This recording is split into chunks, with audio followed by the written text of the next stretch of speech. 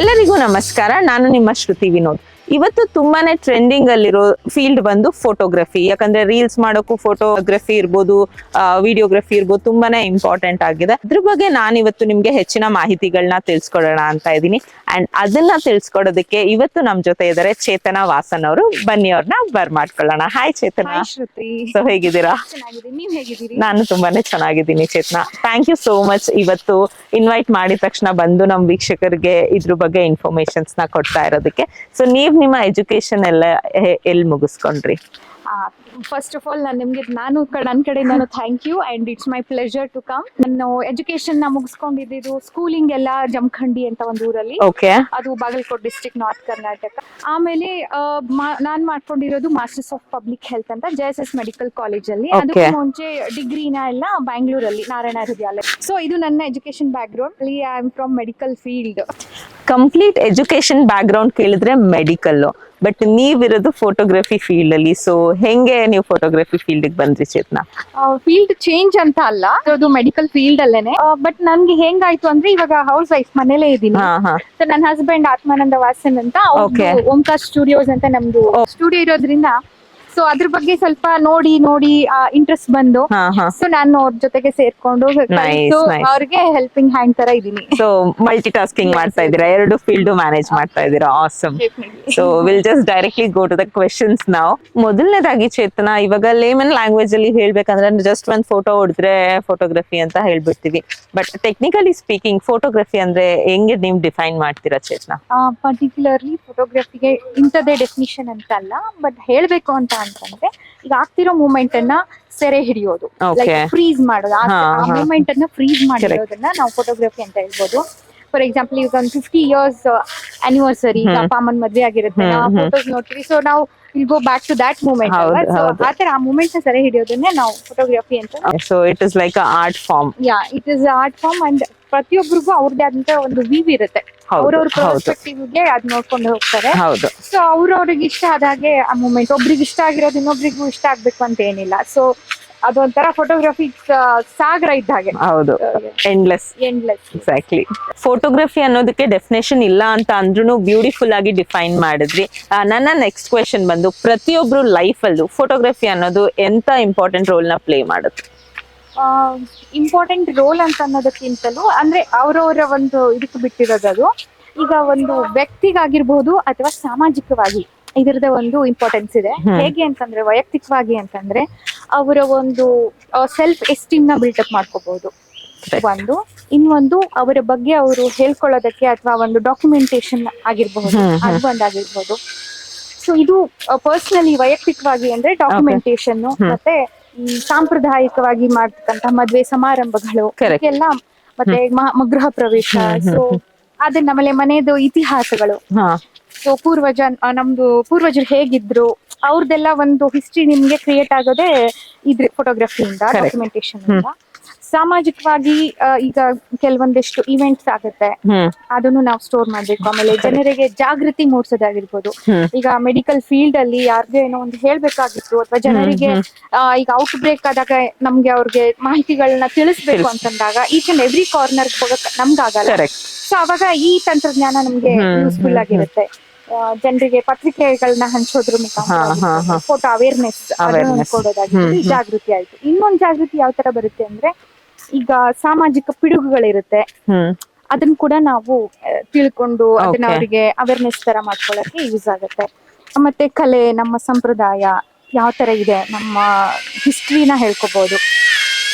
So ಇದೆಲ್ಲ ನಾವು ಒಟ್ಟಾರೆ ಕೆಟ್ಟದ್ದು, ಒಳ್ಳೇದು, ಹಳೇದು, ಹೊಸದು ಪ್ರತಿಯೊಂದು ಕ್ಯಾಪ್ಚರ್ ಆಗ್ಬೇಕಂದ್ರೆ ಫೋಟೋಗ್ರಫಿ ಪ್ರತಿಯೊಬ್ಬ ಮನುಷ್ಯನ ಜೀವನದಲ್ಲಿ ತುಂಬಾನೇ ಪ್ರಾಮುಖ್ಯತೆ ವಹಿಸುತ್ತೆ ಅಂತ ಹೇಳ್ಬೋದು. ಹಳೇದು ಹೊಸದು ಅನ್ನೋಕ್ಕಿಂತಲೂ ನಾವ್ ಹೆಂಗ್ ನಡ್ಕೊಂಡ್ ಬಂದಿದೀವಿ. ಹೌದು, ನಮ್ಮ ದೇಶ ಹೇಗಿದೆ. ಹೌದು. ಹಳೇದೆಲ್ಲ ಇವನ್ ಇವಾಗ ಗಾಂಧೀಜಿ ಅವ್ರದ್ದು ಒಂದ್ ಫೋಟೋ ನೋಡೋದ್ರಿಂದ ಅವ್ರು ಎಲ್ಲಿ ಕೂತಿದ್ರು, ಹೇಗೆ ನೇಯ್ತಾ ಇದ್ರು, ಇವನ್ ಒಂದ್ ಫೋಟೋ ಇಂದ ಎಷ್ಟೊಂದು ನಾವೂನು ತಿಳ್ಕೊಂಡಿದೀವಿ. ಇವನ್ ನಮ್ ಮಕ್ಳಿಗೂ ತಿಳಿಸ್ಬೋದು. ಸೊ ಒಂದೊಂದು ಫೋಟೋ ಕ್ಯಾಪ್ಚರ್ ಮಾಡಿರೋದು ತುಂಬಾನೇ ಇಂಪಾರ್ಟೆಂಟ್ ರೋಲ್ ನ ಪ್ಲೇ ಮಾಡುತ್ತೆ ಅಂತ ಹೇಳ್ಬೋದು. ಸೊ ಫೋಟೋಗ್ರಫಿ ಇಂಪಾರ್ಟೆನ್ಸ್ ನ ತುಂಬಾನೇ ಡೀಟೇಲ್ ಆಗಿ ಎಕ್ಸ್ಪ್ಲೈನ್ ಮಾಡಿದ್ರಿ. ಸೊ ನೆಕ್ಸ್ಟ್ ನನ್ನ ಕ್ವೆಶನ್ ಬಂದು ಫೋಟೋಗ್ರಫಿಲಿ ಯಾವ್ಯಾವ ಟೈಪ್ಸ್ ಇದೆ, ಏನಕ್ಕಂದ್ರೆ ಒಂದೊಂದ್ ಮೇ ಬಿ ನಾವು ಜನರಲ್ ಆಗಿ ಎಲ್ಲಾದ್ರದ್ದು ಫೋಟೋ ತೆಗಿತೀನಿ, ನಾನು ಒಬ್ಬೊಬ್ರು ಕೇಳಿದೀನಿ ವೈಲ್ಡ್ ಲೈಫ್ ಫೋಟೋಗ್ರಫರ್ ಆತರ ಸಪರೇಷನ್ ಇದೆ. ಸೊ ಅದ್ರಲ್ಲಿ ಇನ್ ಡೀಟೇಲ್ ನಮಗೆ ಎಕ್ಸ್ಪ್ಲೈನ್ ಮಾಡ್ತೀರಾ ಚೇತನಾ? ಡೆಫಿನೆಟ್ಲಿ ಟೈಪ್ಸ್ ಅಂತ ಹೇಳಿದ್ರೆ ಒಂದು ಲ್ಯಾಂಡ್ಸ್ಕೇಪ್ ಫೋಟೋಗ್ರಫಿ ಅಂತ ಓಕೆ. ಬರುತ್ತೆ, ಸ್ಟಿಲ್ ಲೈಫ್ ಫೋಟೋಗ್ರಫಿ ಅಂತ Okay. ಬರುತ್ತೆ, ವೈಲ್ಡ್ ಲೈಫ್ ಬರುತ್ತೆ, ಹ್ಮ್. ಸ್ಟ್ರೀಟ್ ಫೋಟೋಗ್ರಫಿ ಅಂತ ಬರುತ್ತೆ, Correct. ಫುಡ್ ಹಾ, ಫೋಟೋಗ್ರಫಿ ಹಾ, ಬರುತ್ತೆ, ಹಾ. ಇಂಡಸ್ಟ್ರಿಯಲ್ ಫೋಟೋಗ್ರಫಿ ಹ್ಮ್, ಹ್ಮ್, ಬರುತ್ತೆ, macro photography, architectural photography, night photography, ಆಮೇಲೆ fashion photography, sports photography, documentary, astro photography ಅಂತಾನು ಬರುತ್ತೆ. ಓಕೆ. ಸೊ ಟೈಪ್ಸ್ ಸುಮಾರು ಬರ್ತಾ ಹಾ, ಹೋಗುತ್ತೆ. ಹಾ. ಅದಕ್ಕೆ ಅದರದೇ ಆದಂತ ಸ್ಕಿಲ್ ಬೇಕಾಗುತ್ತೆ, Correct. ಪರ್ಟಿಕ್ಯುಲರ್ ಇಕ್ವಿಪ್ಮೆಂಟ್ಸ್ ಬೇಕಾಗಿರುತ್ತೆ. ಹೌದು. ಸೊ ಅದೆಲ್ಲ ಇದ್ರೆ ನಿಮ್ಗೆ ಚೆನ್ನಾಗಿರೋ ಫೋಟೋಗ್ರಫಿ ಇವಾಗಿನ ಜನರೇಷನ್ ಅಲ್ಲಿ ಫೋಟೋಗ್ರಫಿನ ತುಂಬಾ ಜನ ಕೆರಿಯರ್ ಆಗಿ ಚೂಸ್ ಮಾಡ್ತಾ ಇದಾರೆ. ಏನ್ ರೀಸನ್ ಇರ್ಬೋದು ಚೇತನಾ? ರೀಸನ್ ಅಂದ್ರೆ ಇಟ್ಸ್ ವೆರಿ ಸಿಂಪಲ್. ಯಾಕಂದ್ರೆ ಅವ್ರ ಫೋಟೋನ ಅವರೇ ತಕ್ಕೊಳಕ್ ಆಗಲ್ಲ. ಒಂದು ಪರ್ಟಿಕ್ಯುಲರ್ ಫೋಟೋಗೆ ಹಾ. ಅಂತ ಒಂದು ಪರ್ಸನ್ ಅದಕ್ಕೆ ಪರ್ಟಿಕ್ಯುಲರ್ ಬೇಕು. ಹ್ಮ್. ಮತ್ತೆ ಎಲ್ಲಾ ಎಕ್ವಿಪ್ಮೆಂಟ್ಸ್ ಬೇಕಾಗುತ್ತೆ. ಹೌದು. ಅದಕ್ಕೆ ನಿಮ್ಗೆ ಇವಾಗ ಲೈಟ್ಸ್ ಆಗಿರ್ಬೋದು, ಕ್ಯಾಮ್ರಾಸ್ ಆಗಿರ್ಬೋದು, ಲೆನ್ಸಸ್ ಆಗಿರ್ಬೋದು, ಡಿಫ್ರೆಂಟ್ ಆಂಗಲ್ ಅಲ್ಲಿ ತಗೋಬೇಕು ಅಂತಂದ್ರೆ ಒಂದಿಷ್ಟು ಹೌದು, ಲೆನ್ಸಸ್ ಹೌದು. ಬೇಕಾಗುತ್ತೆ. ಸೊ ಹಿಂಗಾಗಿ ಒಂದು ಪರ್ಟಿಕ್ಯುಲರ್ ಪರ್ಸನ್ ಅವಶ್ಯಕತೆ ಇರೋದ್ರಿಂದ ಇದೊಂದು ಬಿಸ್ನೆಸ್ ಆಗಿ ಕನ್ವರ್ಟ್ ಮಾಡ್ಕೊಳ್ತಾ ಇದ್ದಾರೆ. ಆಮೇಲೆ ಮೋರ್ ಓವರ್ ಏನಾಗುತ್ತೆ, ಎಲ್ಲರಿಗೂ ಇದನ್ನ ತಗೊಳಕ್ ಆಗಲ್ಲ. Correct. ಎಲ್ಲರೂ ಇದೆಲ್ಲಾ ಲೆನ್ಸ್ನು ಎಲ್ಲಾ ಕಿಟ್ನು, ಹೌದು. ಕ್ಯಾಮ್ರಾ ಕಿಟ್ ಹ್ಮ್, ಆಗಿರ್ಬೋದು, ಹ್ಮ್. ಲೈಟ್ಸ್ ಆಗಿರ್ಬೋದು, ಎಲ್ಲಾನು ಅವರು ಬೈ ಮಾಡಕ್ ಆಗಲ್ಲ. ಇನ್ನೊಂದ್ ಏನಂದ್ರೆ ನಮ್ ಇಂಡಿಯನ್ ಮಾರ್ಕೆಟ್ ಅಲ್ಲಿ 13,000 crore ಪರ್ ಇಯರ್ ಇದರಿಂದ ಇನ್ಕಮ್ ಇದೆ. ವಾವ್. So Okay. ಹಿಂಗಾಗಿ ಹಾ, ಹಾ, ಜನ ಹಾ. ಇದನ್ನ ಅವ್ರ ಕೆರಿಯರ್ ಕರಿಯರ್ ಆಗಿ ಆಗಿ ಚೂಸ್ ಮಾಡ್ತಾ ಇದ್ದಾರೆ. ಸೊ ಇವಾಗ ಫೋಟೋಗ್ರಫಿಗೆ ಇರೋ ಡಿಮ್ಯಾಂಡ್ಗೆ ಎಲ್ಲರೂ ಫೋಟೋಗ್ರಫಿನ ಕೆರಿಯರ್ ಆಗಿ ತಗೊಂಡ್ಬಿಡೋಣ ಅಂತ ಅನ್ಕೊಂತಾರೆ. ಬಟ್ ಎಲ್ಲರಿಗೂ ಆಗಲ್ಲ. ಅದಕ್ಕೆ ಅದ್ರದೇ ಆದ ಸ್ಕಿಲ್ ಸೆಟ್ ತುಂಬಾನೇ ಇಂಪಾರ್ಟೆಂಟ್ ಇರುತ್ತೆ.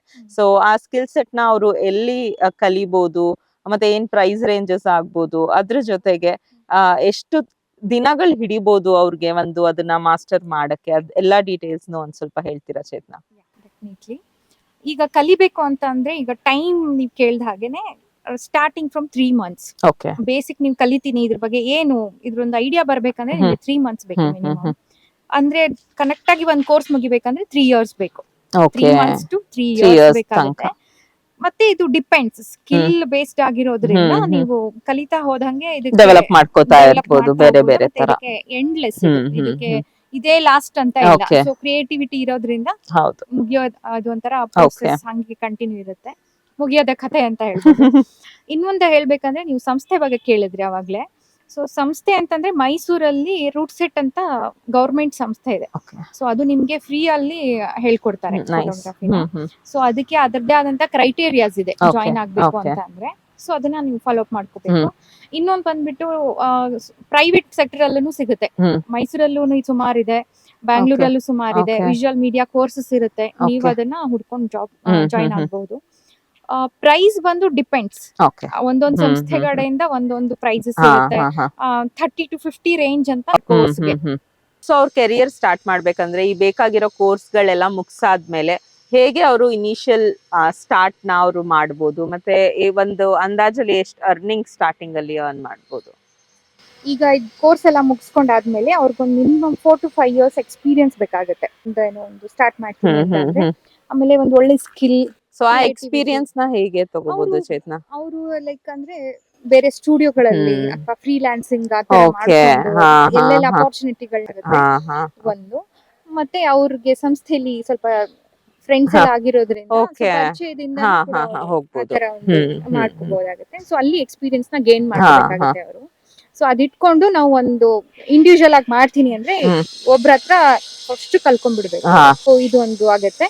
ನಿಮ್ ನೆಕ್ಸ್ಟ್ 1 month ಗೆ ಅಂದ್ರೆ ನೀವು ಒಂದು ಸ್ಟುಡಿಯೋದಲ್ಲಿ ಇರ್ತೀನಿ, ಒಂದು ಸ್ಟುಡಿಯೋ ಸೆಟಪ್ ಹಾಕೊಂಡು ಕೂತ್ಕೋತೀನಿ ಅಂದ್ರೆ ನೀವು ಮಂತ್ಲಿ 40 to 50,000 ತಗೋಬಹುದು. ಬಟ್ ಅದಕ್ಕಿಂತ ಮುಂಚೆ ಕಲ್ತಾಗಿದ ತಕ್ಷಣ ಎಕ್ಸ್ಪೀರಿಯನ್ಸ್ ತುಂಬಾನೇ ಇಂಪಾರ್ಟೆಂಟ್ ಅಂತೀರಾ? ಯಾಕಂದ್ರೆ ಕ್ರಿಯೇಟಿವಿಟಿ ಎಲ್ಲ ಸ್ಕಿಲ್ಸ್ ಎಲ್ಲ ಗೊತ್ತಾಗ್ಬೇಕು. ಸೊ ಒಂದ್ ದೊಡ್ಡ ಫಂಕ್ಷನ್ ಏನಾದ್ರು ಅಟೆಂಡ್ ಮಾಡ್ತೀವಿ ಅಥವಾ ವೆಡ್ಡಿಂಗ್ ಆತರ ಇವೆಂಟ್ ಮಾಡಿರ್ತೀವಿ ಅಂದ್ರೆ 1.5 to 2 lakhs ಪರ್ ಇವೆಂಟ್ ಮಾಡಬಹುದು ಮಿನಿಮಮ್. Okay, nice. ಏನಾದ್ರೂ ಅವ್ರು ಒಂದ್ ಸ್ಟುಡಿಯೋ ಸೆಟಪ್ ಮಾಡ್ತಾರೆ ಅಂತ ಅಂದ್ರೆ ಒಂದು ಅಂದಾಜು ಎಷ್ಟು ಖರ್ಚಾಗ್ಬೋದು ಚೇತನಾ? ಸೊ ಇದೆಲ್ಲ ಕಲ್ತಾದ್ಮೇಲೆ ಅವರೇ ಒಂದು ಓನ್ ಮಾಡ್ತೀನಿ ಅಂತ ಆದ್ರೆ ಮಿನಿಮಮ್ ಏನಿಲ್ಲ ಬೇಸಿಕ್ ಅಂದ್ರೆ 1 ಲಕ್ಷ ಬೇಕಾಗುತ್ತೆ. ಬೇಕೇ ಬೇಕು. 1 ಲಕ್ಷ 1 ಲಕ್ಷದಲ್ಲಿ ನೀವು ಮಿನಿಮಮ್ ಕ್ಯಾಮ್ರಾ ತಗೋಬಹುದು. ಬಟ್ ಓಕೆ ನೀವಲ್ಲಿ ಅಂದ್ರೆ ಇದು ನಾನು ನಿಮ್ಗೆ ಹೇಳ್ತಿರೋದು ಸ್ಟುಡಿಯೋ ಅಥವಾ ಒಂದು ರೆಂಟ್ ಬಿಟ್ಟು ಬಾಡಿಗೆ Okay, ಅಡ್ವಾನ್ಸ್ ಅದೆಲ್ಲ okay. ಬಿಟ್ಟು ಡಿವೈಸಸ್ಗೆ 1 ಲಕ್ಷ devices ಗೆ ಬೇಕು. 1 ಲಕ್ಷ ಬೇಕು. ಹ್ಮ್. ಬಟ್ ನೀವು ಈ 1 ಲಕ್ಷದಲ್ಲಿ ಏನ್ ಮಾಡ್ಬೋದು ಅಂದ್ರೆ ಜಸ್ಟ್ ಒಂದು ಪಾಸ್ಪೋರ್ಟ್ ಫೋಟೋಸ್ ತಕೊಂಡು ಓಕೆ. ಇರ್ಬೋದು ಅಷ್ಟೇ. ನೀವಿಲ್ಲ ನಾನು ಇವೆಂಟ್ಸ್ ಎಲ್ಲ ಮಾಡ್ಬೇಕು ಅಂತಂದ್ರೆ ನಿಮ್ಗೆ 6 to 7 lakhs ತನಕನೂ ಬೇಕಾಗುತ್ತೆ. ಎಕ್ವಿಪ್ಮೆಂಟ್ಸ್ಗೆ ಬೇಕಾಗುತ್ತೆ. ಬೇಕಾಗುತ್ತೆ 7 lakhs to 8 ಆ ಅಂದಾಜಲ್ಲಿ ಬೇಕಾಗುತ್ತೆ. ಒಂದು ಸ್ಟುಡಿಯೋ ಫುಲ್ ಸೆಟಪ್ ಮಾಡ್ತೀನಿ ಅಂದ್ರೆ ನಿಮ್ಗೆ ಎಲ್ಲಾನು ಸೇರಿಸಿ ಬಾಡಿಗೆ ಆಗಿರ್ಬೋದು ಇಂಟೀರಿಯರ್ಸ್ ಒಂದು 10 lakh ತನಕ ಬರುತ್ತೆ minimum. ಬೇಕಾಗುತ್ತೆ. ಇನಿಷಿಯಲ್ ಇನ್ವೆಸ್ಟ್ಮೆಂಟ್ ಅಷ್ಟಿದೆ. ಯಾವ್ದೋ ಒಂದು ಚಿಕ್ಕ ಪುಟ್ಟ ಇವೆಂಟ್ ನಾವೇ ಮ್ಯಾನೇಜ್ ಮಾಡ್ಕೋತೀವಿ, ಮನೆಗೊಂದು ಕ್ಯಾಮ್ರಾ ಇರ್ಲಿ ಅಂತ ಅಂದ್ರೆ ನೀವು ಯಾವ ಕ್ಯಾಮ್ರಾನ ಸಜೆಸ್ಟ್ ಮಾಡ್ತೀರಾ ಒಂದು ರೀಸನಬಲ್ ಪ್ರೈಸ್ ಅಲ್ಲಿ? ಸೊ ಕ್ಯಾಮ್ರಾ ಅಂತ ಬಂದ್ರೆ ಮಾರ್ಕೆಟ್ ಅಲ್ಲಿ ಸುಮಾರು ಇದೆ. ಹೌದು. ಸೋನಿ, ನಿಕಾನ್, ಕೆನಾನ್, ಫ್ಯೂಜಿಫಿಲ್ಮ್ ಅಂತ ಸುಮಾರು ಹೌದು. ಇದೆ. ಅದ್ರಲ್ಲೇ ನಿಮ್ಗೆ ಮಿನಿಮಮ್ ಅಂತಂದ್ರೆ 50,000 ಅಲ್ಲೇ ಸಿಗುತ್ತೆ. ಫ್ರೇಮ್ ಕ್ಯಾಮ್ರಾನೇ ಸಿಗುತ್ತೆ. ಅದು ನೀವು ಯೂಸ್ ಮಾಡ್ಕೋಬಹುದು. ಓಕೆ. ಸೊ ಫೋಟೋಗ್ರಫಿ ಬಗ್ಗೆ ತುಂಬಾನೇ ಮಾಹಿತಿಗಳನ್ನ ಕೊಟ್ಟಿ Chetana, thank you so much. It was really useful ಎಲ್ಲ ವೀಕ್ಷಕರಿಗೂ ಅಂತ ಹೇಳ್ಬೋದು. ಸೊ ಫೈನಲಿ ನಾನ್ ಇನ್ ಒನ್ ಕ್ವೆಶನ್, ಸೊ ನಿಮ್ದು ಫೋಟೋಗ್ರಫಿ ಸ್ಟುಡಿಯೋ ಎಲ್ಲಿದೆ, ನೀವು ಏನೇನ್ ಮಾಡ್ತೀರಾ ನಿಮ್ ಸ್ಟುಡಿಯೋದಲ್ಲಿ ಸ್ವಲ್ಪ ಹೇಳ್ತೀರಾ ಚೇತನಾ? ನಮ್ ಸ್ಟುಡಿಯೋ ಬಂದು ವಿಜಯನಗರ 3rd ಸ್ಟೇಜ್ ಅಲ್ಲಿ ಇದೆ, Okay. ಓಂಕಾರ್ ಫೋಟೋಗ್ರಫಿ ಅಂತ. ನಮ್ಮ ಸ್ಟುಡಿಯೋದಲ್ಲಿ ನಾವು ಎಲ್ಲಾ ರೀತಿಯ photography related photography and videography ವಿಡು. ಓಕೆ. ವೆಡ್ಡಿಂಗ್ ಆಗಿರ್ಬೋದು, pre wedding, documentaries, okay. Short films, film making, productions okay. ಎಲ್ಲ ನೈಸ್ ಮಾಡ್ತೀವಿ. Nice nice. So so end to end ಎಲ್ಲ ತರನು ಮಾಡ್ತೀರಾ? ಸಿಗುತ್ತೆ. Awesome. So thank you so much. ಕರೆದಿದ ತಕ್ಷಣ ಇಷ್ಟು ಟೈಮ್ ಮಾಡ್ಕೊಂಡು ಬಂದು ನಮ್ಗೆಲ್ಲ ಇಷ್ಟೊಂದು ಮಾಹಿತಿನ ಕೊಟ್ಟಿದ್ದಕ್ಕೆ ಚೇತನಾ. ಸೊ ನನ್ನ ಪರವಾಗಿ ಮತ್ತೆ complete I life ladies wing ಪರವಾಗಿ so thank you so much. Thank you Shruti, and thanks to I life ladies wing ನನಗೆ ಇಷ್ಟೊಂದು ಕರೆದ್ಬಿಟ್ಟು ಮಾತಾಡೋದಕ್ಕೆ ಅವಕಾಶ ಮಾಡಿಕೊಟ್ಟಿದ್ದಕ್ಕೆ ಎಲ್ರಿಗೂ ತುಂಬಾ ಧನ್ಯವಾದಗಳು. ಹೋಪ್ಫುಲಿ ನಾನು ಕೊಟ್ಟಿರೋ ಇನ್ಫಾರ್ಮೇಶನ್ ನಿಮ್ಗೆಲ್ಲ ಯೂಸ್ಫುಲ್ ಆಗಿರುತ್ತೆ ಅಂತ ಅನ್ಕೊಂಡಿದ್ದೀನಿ. ನನ್ಗೆ ಎಷ್ಟು ಗೊತ್ತೋ ಅಷ್ಟು ಹೇಳಿದ್ದೀನಿ. Thank you so much. So 100% ಎಲ್ಲರಿಗೂ ಚೇತನಾ ಕೊಟ್ಟಿರೋ ಇನ್ಫಾರ್ಮೇಶನ್ ತುಂಬಾನೇ ಯೂಸ್ಫುಲ್ ಆಯ್ತು ಅಂತ ಅನ್ಕೊಂತೀನಿ. ನನಗ್ ಸಹ ತುಂಬಾನೇ ಯೂಸ್ಫುಲ್ ಆಯ್ತು. So thanks for watching this video and let's all meet up in the next video. Take care and Bye.